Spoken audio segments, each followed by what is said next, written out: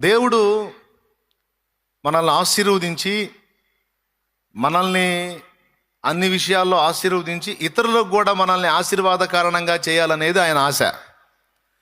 దేవుడు దరిద్రులుగా, శాపగ్రస్తులుగా, నీచులుగా, దిగజారున్న స్థితిలో, అడుక్కునే స్థితిలో మనల్ని ఉంచాలనేది దేవుని ఆశ కాదు.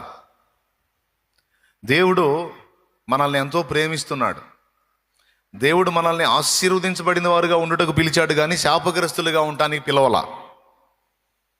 ఓకే, 10 మందికి మనం చెయ్యి పిడికిలి విప్పి హెల్ప్ చేసే స్థితిలో మనల్ని ఉంచాలనే దేవుడు కోరుకున్నాడు, కానీ 10 మందికి చేతులు చాపే స్థితిలో మనం ఉంచబడాలని దేవుడు అనుకోవాల. అయితే దేవుడు మనల్ని ఆశీర్వదించడానికి, ఇతరులకు కూడా మనల్ని ఆశీర్వాద కారణంగా చేయడానికి అడ్డుపడే లక్షణాలు కొన్ని మన దగ్గర ఉంటాయి. చాలాసార్లు మనం దేవుని ముందుకు వచ్చి మోకాళ్ళుని, ప్రభువా నన్ను దీవించు, ప్రభువా నన్ను ఆశీర్వదించు, ఫలాని విషయంలో ఆశీర్వదించు, ఈ విషయంలో ఆశీర్వదించు, నన్ను అలాగ చేయి, నన్ను ఇలాగ చేయి, నా ఫ్యామిలీని ఇలాగ చేయని సహజంగా మనం దేవుని ముందుకు వచ్చి ప్రార్థనలు చేయటం మనకు అలవాటు. ఎవరైనా దేవుని ముందుకు వెళ్ళినప్పుడు ఇతరుల సంగతి ఎంత అడుగుతారో నాకైతే తెలియదు, కానీ తమ సంగతి మాత్రం ఖచ్చితంగా దేవుని ముందు మొత్తుకొని అడుగుతారు. నన్ను అన్ని విషయాల్లో ఆశీర్వదించు దేవా, అబ్రహాముని దీవించావు కదా. మళ్ళీ భక్తుల్ని ఎత్తి కూడా ప్రభు అబ్రహాముని దీవించావు కదయ్యా, అబ్రహాముని అన్ని విషయాల్లో దీవించావు ప్రభు, నీ బిడ్డనైనా నన్ను కూడా అన్ని విషయాల్లో దీవించు. ఏబుకు 2 నువ్వు దీవెనిచ్చావు కదయ్యా, నాకు కూడా 2 దీవెన దయచేయి ప్రభువా. అయ్యా, దావీదు నా హృదయానుసారి అయిన మనుషుడని దావీదుని నిజంగా ఎదురు లేకుండా ఎటుపోయినా విజయమే ఇచ్చావు కదా ప్రభువా, నాకు కూడా కృపని అయ్యా, నాకు కూడా విజయాన్ని ప్రభువా అని ఇలాగ భక్తుల్ని ఎత్తి, వాళ్ళ స్టోరీలను ఎత్తి, వాళ్ళకి ఇచ్చినటువంటి ప్రామిసులను ఎత్తి, వాగ్దానాలను ఎత్తి మరి మనం ప్రార్థన చేస్తాం. ఇదంతా మనకు తెలుసు. ఇప్పుడు ప్రార్థన ఒక్కటి చేస్తే సరికాదండి. నిన్న శుక్రవారం చెప్పా, వాక్యం ఒక్కటి మనం కలిగి ఉంటే చాలదు, వాక్యంతో పాటు ప్రవర్తన కూడా ఉండాలి అని. బైబిల్ గ్రంథంలో విచిత్రమైన మాట ఏమి రాస్తుందంటే, సమృద్ధిగా ఒక వ్యక్తిలో వాక్యం ఉండి కూడా ప్రవర్తన లేకపోతే వాని వలన ఆత్మలు రక్షించబడవు, కనీసం ఆ కుటుంబం కూడా పట్టబడదు.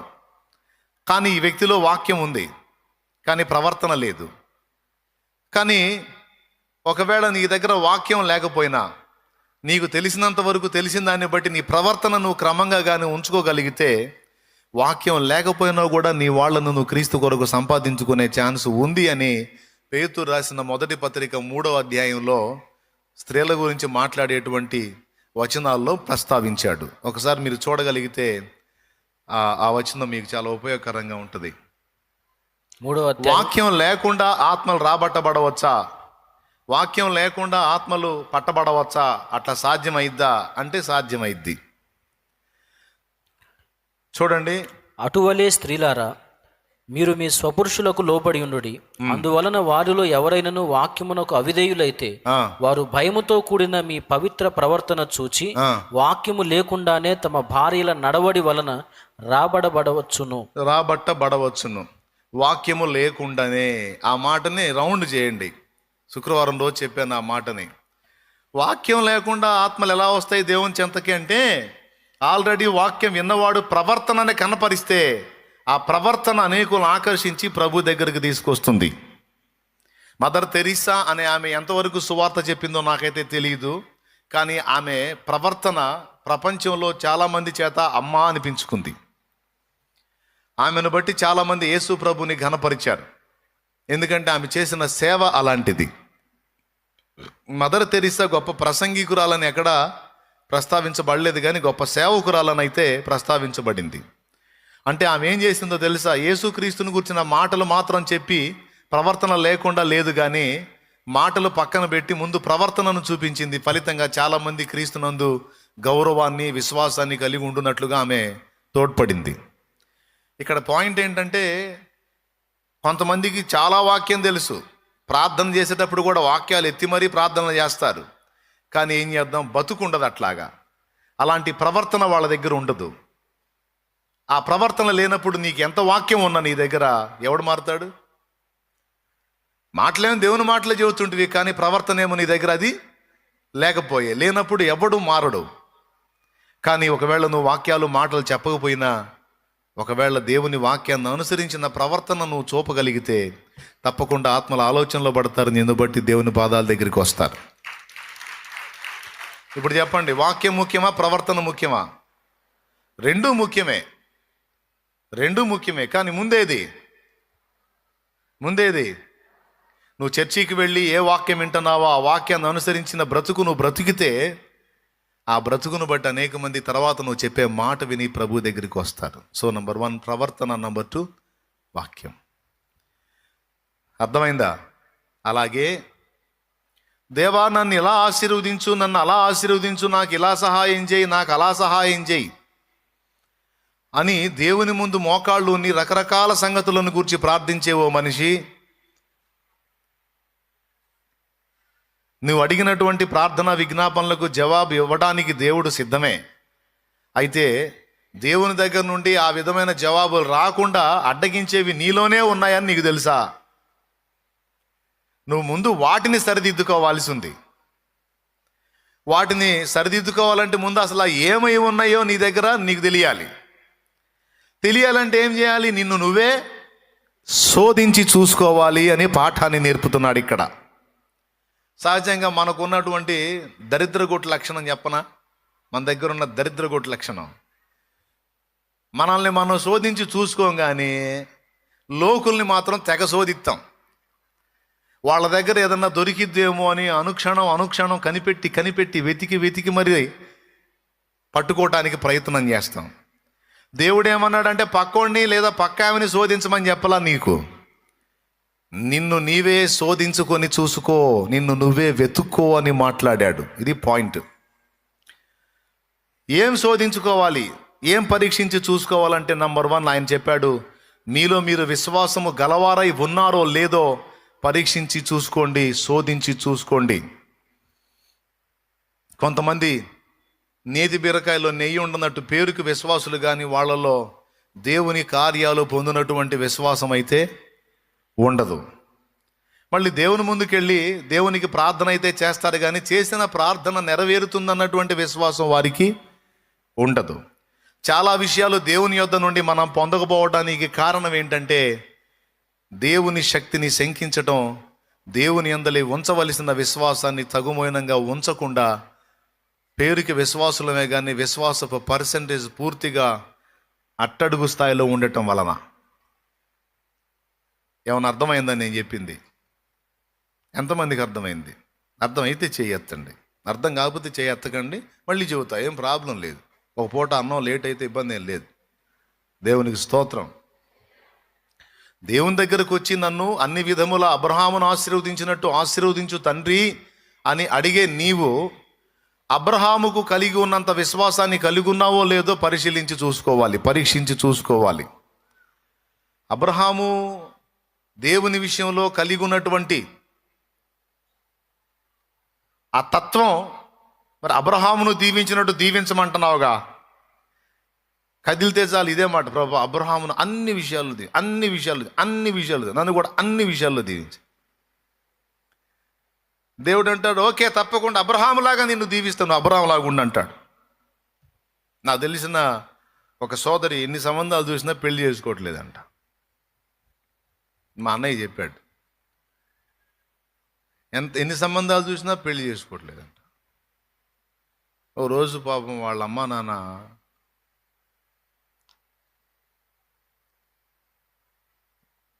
దైవజనుడి దగ్గరికి వచ్చి అడిగారంట, నువ్వన్నా మాట్లాడన్నా, ఎంత చెప్పినా పెళ్లి చేసుకొని ఉంటుంది మూర్ఖురాలు అని అంటే, నేను పోయి ఏమ్మా చెల్లి అసలు ఏంటి, ఎందుకు చేసుకోవు నువ్వు అంటే, నేను చేసుకోను, వాళ్ళు ఎవరిని పడితే వాళ్ళని తెస్తే చేసుకుంటానా, నేను చేసుకోవాలంటే ఎట్లుండాలి, సినిమా హీరో లెక్క ఉండాలి అందట. ఎట్లా ఉండాలి చెప్పి ఇసుగు పుట్టింది ఎందుకు, చివరికి బయట పెట్టింది. నేను చేసుకోవాలంటే ఎట్లుండాలని తెలుసా అని హీరో పేరు కూడా చెప్పింది. సినిమా హీరో పేరు చెప్పి ఆ హీరో లెక్క ఉండాలి అందట. అప్పుడు ఈయన కడుపులో మండి ఇక బయలుదేరి వచ్చేటప్పుడు, మంచిగా చెప్పినావు చెల్లె, హీరో లాంటి భర్త కావాలన్నా మరి నువ్వు హీరోయిన్ ముఖం ఉందా నీకు అన్నాడు. హీరోయిన్ ముఖం లెక్క ఉందా నీ ముఖం? అద్దంలో చూసుకున్నావా నువ్వు? హీరో లాంటి భర్త కావాలంటే హీరోయిన్ లెక్క ముఖం ఉండాలి. నువ్వు దయ్యం ముఖం వేసుకుని పొద్దున్న చూస్తే రాత్రి కల్లోకి వచ్చేట్టు నిన్నెవడు చేసుకుంటాడు హీరో? అబ్రహాము లాగా నన్ను అన్ని విషయాల్లో దీవించావు, అబ్రహాం లాగా నన్ను అన్ని విషయాల్లో దీవించని నువ్వే ఎగిరెగిరి ప్రార్థన చేస్తావు. దేవుడు అంటున్నాడు, ఒకసారి శోధించి చూసుకో. నా దాసుడైన అబ్రహామును నేను అన్ని విషయాల్లో దీవించిన మాట వాస్తవమే, నిన్ను కూడా అన్ని విషయాల్లో దీవించాలని ఆశిస్తున్నది వాస్తవమే. కానీ అబ్రహాము నేను ఆశీర్వదించడానికి ఏ అవరోధాలు లేకుండా జాగ్రత్త పడ్డాడు. నువ్వేమో తట్టడు అవరోధాలు పెట్టుకొని మళ్ళీ నా ముందుకు వచ్చాము, అయ్యా నన్ను ఆశీర్వదించి, నన్ను అట్లా చేయి, నన్ను ఇట్లా చేయి, నన్ను దావీదుని చేయి, అబ్రహాముని చేయి, దానియేలుని చేయి. దానియేలుని బహుప్రియుడు అన్నావు కదా ప్రభా, నన్ను కూడా బహుప్రియుడుగా ప్రియురాలుగా చేయి తండ్రి అన్నాడు. దేవుడు ఏమంటున్నాడంటే, భక్తులతో పోల్చుకునేటప్పుడు వాళ్ళు అనుసరించిన జీవిత విధానాన్ని నువ్వు అనుసరిస్తున్నావో లేదో పరీక్షించుకో. వాళ్ళు ప్రదర్శించిన విశ్వాసపు తీరుతెన్నులు నీవు కలిగి ఉన్నావో లేదో ఒకసారి పరీక్షించుకో అంటాడు. న్యాయమేగా? పెద్దగా చెప్పండి, న్యాయమా కాదా? 100% న్యాయం. ఇంకందులో రాజీ ఏముంది? ఫర్ ఎగ్జాంపుల్ అబ్రహాంనే తీసుకుందాం. అబ్రహాం దేవుణ్ణి విపరీతంగా ప్రేమించాడు. అబ్రహాముకు దేవుడు అంటే పిచ్చి.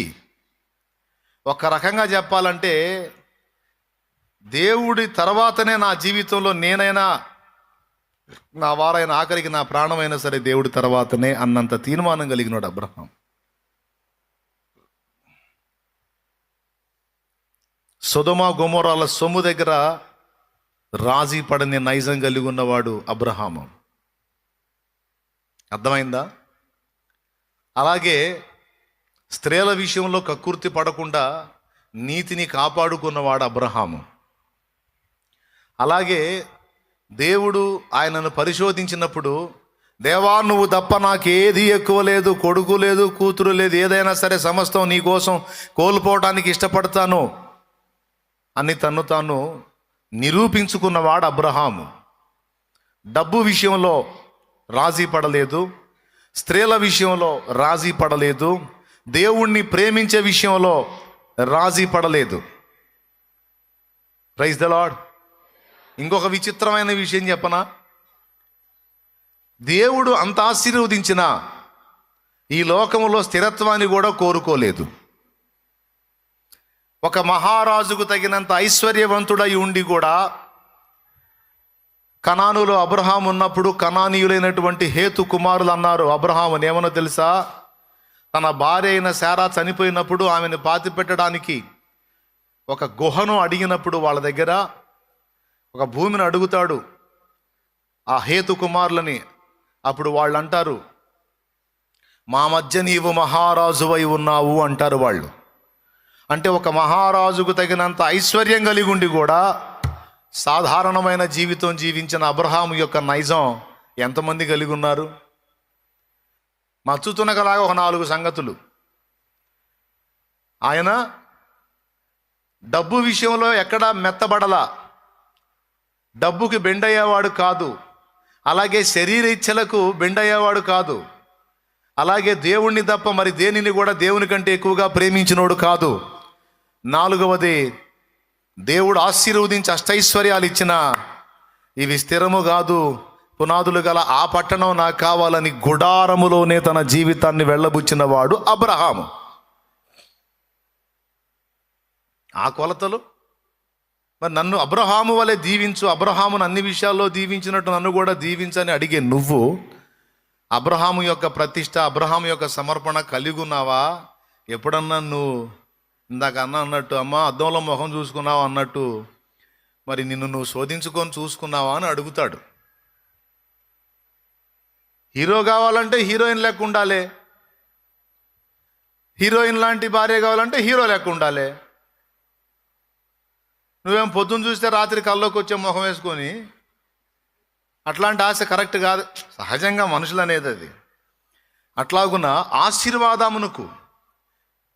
ఆశీర్వాదమునకు వారసులు అవటానికే మనల్ని పిలిచాడు. కానీ అవరోధాలు ఏమున్నాయో చూసుకొని వాటిని ముందు తొలగించుకోవాలి. అవి తొలగించుకున్నప్పుడు ధైర్యంగా దేవుని ముందుకెళ్ళి, దేవా ఇదిగో నేను ఈ విషయములన్నిటా కూడా శోధించి చూసుకున్నాను తండ్రి, ఇదిగో నన్ను ఆ అబ్రహాం వలె ఆశీర్వదించంటే సరిపోతుంది. మనల్ని మనం శోధించుకొని చూసుకోవటం అనేది ఒక మంచి విషయము. నంబర్ 1, మనల్ని మనమే శోధించి చూసుకోవాలి. సాతానుగాడు శోధించిన దాకా ఆగకూడదు, దేవుడు వెతుక్కున్న దాకా ఆగకూడదు. మనల్ని మనం వెతుక్కోవాలి. కానీ మన తత్వం ఏంటంటే పక్క వాళ్ళని వెతికినంత ఇంట్రెస్ట్గా మనల్ని మనం వెతుక్కోము. నేను దేవుని దగ్గర నేర్చుకున్న పాఠం అది. ఒరే అబ్బాయి, గుర్తుపెట్టుకో, నేను నిన్ను ఆశీర్వదించి ఇతరులకు కూడా ఆశీర్వాద కారణంగా చేయాలి అంటే ఎవరో నిన్ను వెతికిన దాకా నువ్వు ఆగకూడదు. నిన్ను నువ్వే వెతుక్కోవాలి, పరిశీలించి చూసుకోవాలి, నిన్ను నువ్వే శోధించుకోవాలి, నిన్ను నువ్వే పరీక్షించుకోవాలి అని దేవుడు నేర్పాడు. అందుకే పక్కోళ్ళకి వెళ్ళి చూడటం నాకు అంత ఇంట్రెస్ట్ ఉండదు. వాళ్ళు ఎలాగున్నారు, వీళ్ళు ఎలాగున్నారు, వాళ్ళ సంగతి ఏంది, వీళ్ళ సంగతి ఏంది. ఎందుకంటే మనల్ని మనం వెతుక్కొనే సరిపోతుంది. మనం పక్కన వాళ్ళని వెతికే అంత ఎక్కడుంది. దేవుడేమన్నా, నీ కంటిలోనున్న దూలము నెంచక నీ పొరుగు వాని కంటిలోనున్న నలుసు నెంచనేలా. వేషధారి, మొదట నీ కంటిలో ఉన్న దూలమును పెరిగేసుకో, ఆ తర్వాత నీ పొరుగువాడి కంటిలో ఉన్న నలుసు నీకు తేటగా కనపడిద్ది. పక్కోళ్ళని కూడా బాగు చేద్దు కానీ నాన్న, బాగు చేద్దు కానమ్మా, పక్కోళ్ళని కూడా బాగు చేద్దు కానీ ముందు నువ్వు బాగుపడు. ముందు నీలో ఉన్న లోపములను దిద్దుకో, నీలో ఉన్న పాపములను దిద్దుకో, నీలో ఉన్న పొరపాట్లను సరిదిద్దుకో. చాలా తేటగా దేవుడు నాకు అందించినటువంటి సందేశం ఇది. నేను నిన్ను ఆశీర్వదించాలి, నేను ఇతరులకు కూడా నిన్ను ఆశీర్వాద కారణంగా చేయాలంటే ఈ కొన్ని శుభ లక్షణాలు చెబుతా, వాటిని అలవర్చుకోరా బచ్చే అని చెప్పాడు. స్తోత్రం. ఏంటా శుభ లక్షణాల్లో? మొట్టమొదటిది మనల్ని మనమే శోధించి చూచుకొనుట. శోధించుట అనే దానికి ఇక్కడ అర్థం ఏమిటంటే మనల్ని మనమే వెతుక్కొనుట. శోధనకు చాలా అర్థాలు ఉన్నాయి. శోధన అంటే ఇంకొక అర్థం చెప్పనా, దేవునికి వ్యతిరేకమైన పాపములు చేయుటకు ప్రేరేపించబడుట, కోరిక కలిగి ఉండుట, పదే పదే ఆలోచన పుట్టుటయే శోధన. అదొక అర్థం. అయితే ఇక్కడ చెప్పబడినటువంటి అర్థం ఏమిటంటే మీలో మీరు విశ్వాసం గలవారై ఉన్నారో లేదో మిమ్మల్ని మీరే శోధించి చూసుకోండి అన్నాడు. నేను అదే అలవాటు చేసుకున్నాను. ఏకాంతంగా కూర్చొని నేను చేసే పనులేందో తెలుసా? ఏకాంత ప్రార్థనకి వెళ్ళి కాస్త దేవుని ముందు కూర్చోండి అని మీకు చెప్పే కారణం ఏందో తెలుసా? ఏ పొద్దు లోకంలో గడుపుతుంటే లోకుల్ని చూడడం సరిపోయింది. వాళ్ళ సంగతి ఏంది, వీళ్ళ సంగతి ఏంది, వాళ్ళట్ట వీళ్ళిట్ట, అది ఇదని సుత్తి. అది కాదు. ఏకాంతంగా కూర్చున్నప్పుడు దేవునికి వెళ్ళి చూస్తాం, మనలోకి మనం చూసుకుంటాం. దేవునికి స్తోత్రం. యెషయాని దేవుడు వాడుకోవటానికి పిలిచినప్పుడు ముందేం చేశాడో తెలుసా? రాయ్యా రా, వెంటనే నిన్ను వాడుకుంటా అనలా. యెషయాని దేవుడు వాడుకోవడానికి పిలిచినప్పుడు అత్యున్నత సింహాసనం మీద దేవుడు కనిపించాడు యెషయాకి. ఆ దర్శనం చూసిన తర్వాత యెషయాకి కనువిప్పు కలిగి, అయ్యో నేను తేడా ప్రభువా అన్నాడు. తనలోనికి తాను చూసుకున్నాడు, తనని తాను శోధించి చూసుకున్నాడు. తనలో ఉన్న లోపాలు తను గుర్తుపట్టి వాటిని ఒప్పుకున్న తర్వాత దేవుడు యెషయాని పవిత్రపరిచి ఆ తర్వాత పనికి పంపించాడు. ఆయన పనికి అపోస్తలులను కూడా పిలవగానే వాడుకోలా. వాళ్ళని అగ్నిచేత ప్రక్షాళన చేసి విశ్వాస పరీక్షలో వాళ్ళని నిలిపి వాళ్ళు పాస్ అయిన తర్వాత పెంతెకోస్తు పండుగ నాడు మేడ గది మీద పరిశుద్ధాత్మ అగ్ని చేత వాళ్ళని నింపి ఆ తర్వాత తిరుగు లేకుండా వాడుకున్నాడు. దేవుడు ఈ పాఠాలు నేర్పాడు అన్నమాట. రే, నేను నిన్ను వాడుకోవాలి అంటే మీకు కూడా అది ఉపయోగపడుతుందని చెబుతున్నాను నేను. ముందు ప్రక్షాళన జరగాలి, శుద్ధీకరణ జరగాలి. దానికి నిన్ను నువ్వే శోధించి చూసుకోవాలి, వెతుక్కోవాలి. అప్పుడు భక్తులు ఎలాంటి స్థాయిలో జీవించారో నేను కూడా వాటిని రీచ్ అయ్యే విధంగా బ్రతకాలి. దేవుడు నన్ను వెతికినప్పుడు శుభకరమైనటువంటి క్రమంలోనే నేను కనబడాలి అని సాధన చేసుకోవడం మొదలుపెట్టా. ఏకాంత ప్రార్థనలో ఎక్కువగా కూర్చునేది, ఒంటరిగా దేవునితో కూర్చోవడానికి ఇష్టపడేది కారణం ఏంటంటే నాలో నేను చూసుకోవడానికి, నన్ను నేను శోధించుకోవడానికి, వెతుక్కోవడానికి. ఎదుటి వాళ్ళు ఏదైనా నాకు అభ్యంతరకరంగా ప్రవర్తించి, ఎదుటి వాళ్ళు నాకు దుఃఖకరంగా ప్రవర్తిస్తే నేను వాళ్ళని తప్పు పడటానికంటే ముందు నేనే వారికి అభ్యంతరకరంగా నడుచుకున్నానేమో అనుకుంటా. వాళ్ళు నన్ను ఇలా అన్నారంటే వాళ్ళే కరెక్ట్లే, నేను తేడా. ఎక్కడో నాలోనే లోపం ఉండి ఉండవచ్చు. ఏమన్నా అర్థమవుతుందని నేను చెప్పేది? ఇప్పుడు నేనే వాళ్ళని ఏమన్నా తేడాగా చేశానేమో, నేనే వాళ్ళ విషయంలో తేడాగా ప్రవర్తించానేమో, వాళ్ళు తేడా వీళ్ళు తేడా అని ఎందుకు అనుకోవాలి? నేనే తేడా అయి ఉండొచ్చు, ఎక్కడ తేడా పడ్డానని వెతుక్కుంటా. అదే నాకు ఇష్టం. వాళ్ళ మీద వీళ్ళ మీద కంప్లైంట్లు చేయటం నాకు ఇష్టం ఉండదురా తల్లి. నేనే తేడానేమో, నాలోనే దిద్దుకోవాల్సినవి ఉన్నాయేమో, నేనే బలహీనపడ్డానేమో, నేనే పొరపాటుగా ఆలోచించానేమో, నేనే పొరపాటుగా ప్రవర్తించానేమో అనుకోవటం నాకు ఇష్టం. క్రైస్తలో దేవుడికి ఇది నచ్చిద్ది, దేవుడికి ఇది చాలా నచ్చిద్ది. మన పక్షంగా ఆయన వాదించడానికి కూడా వెనకాడ్డిగా. మోషే అన్న అక్క ఇద్దరు మోషేకి విరోధంగా మాట్లాడితే వాళ్ళకి వ్యతిరేకంగా ఒక్క మాట కూడా మాట్లాడాల మోషే. దేవుడు వత్తాసు తీసుకొని మాట్లాడాడు, మోషే మాట్లాడలా. మోషే దీనుడై ఉన్నాడు. నిజమేనేమోలే వాళ్ళు అన్నట్టు, నేనే తేడానేమోలే అని దేవుడు తలోంచి వెళ్ళిపోయాడు. కానీ దేవుడు పట్టుకున్నాడు. అంటే మోషేలో ఉన్న దీనత్వంలో ఇదొక భాగం. ఎదుటి వాళ్ళని నేరస్తులు అనుకునే కంటే, ఎదుటి వాళ్ళు తేడా అనుకునే కంటే, నాలోనే వైఫల్యం ఉందేమో, నాలోనే మైనస్ ఉందేమో, నాలోనే పొరపాటు ఉందేమో, నేనే బ్యాలెన్స్ కావాల్సి ఉందేమో అని అనుకోవటం ఒక శుభలక్షణం. మనల్ని మనమే శోధించి చూసుకోవటం. దేవునికి మహిమ. నేను కూర్చున్నప్పుడు అలా ఆలోచించుకుంటా. అందుకే సాధారణంగా ఎవరిని కూడా శత్రువులుగా పరిగణించను. ఫలానోడు నాకు శత్రువు అని చెప్పడానికి ఎవడు గుర్తులేడు నాకు. స్త్రీలు కానీ పురుషులు కానీ ఫలానోడు నాకు శత్రువు అని చెప్పడానికి అన్యులు, నన్ను తిట్టి నా మీద దుష్ప్రచారాలు చేసే అన్యులు ఉన్నారు. వాళ్ళు లోకస్తులు, ఎరగని స్థితిలో ఉన్నారు. వాళ్ళకి దేవుడే తీర్పు తీరుస్తాడు. అది నాకు సంబంధించింది కాదు. ఇక మిగిలిన వాళ్ళు క్రైస్తవ్యంలో ఉన్నవాళ్ళ, ఒకవేళ వాళ్ళు నన్ను ఏమన్నా విమర్శ చేశారా, నిజంగా వాళ్ళు చేసిన విమర్శలు సద్విమర్శలు అయితే అవి నాకు మేలు, నేను వాటిని దిద్దుకుంటే దేవుడు సంతోషిస్తాడు కదా.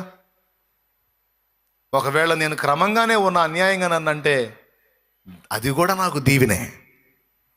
ఎందుకంటే నా మీద దేవుని కనికరం వచ్చింది, దేవుడు నన్ను ఆశీర్వదిస్తాడు. నా మీద అన్యాయంగా మాట్లాడిన నా సహోదరులకు దేవుడే బుద్ధి చెబుతాడు.